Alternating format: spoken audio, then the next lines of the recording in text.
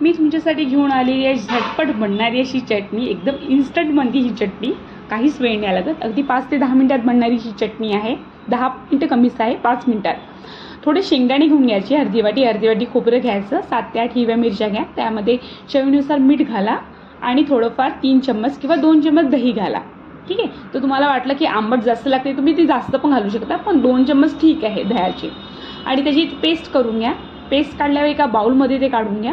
एका बाउलमध्ये काढल्यावर आपण तडक्यासाठी आपण कढीपत्ता घेतलेला आहे आणि हिरवी मिरची घेतलेली आहे। हिरवी मिरची सोबत डाळ घेतलेली आहे उडदाची।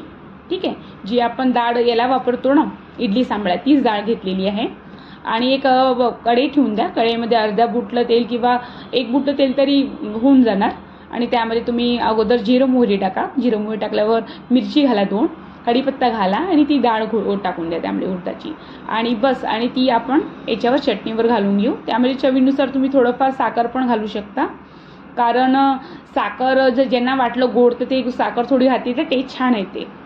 तर ही आपली झटपट बनणारी चटणी एकदम रेडी आहे। तुम्ही सांबारसोबत पण घालू शकता, साधं पण खाऊ शकता, याला खूप चविष्ट लागते।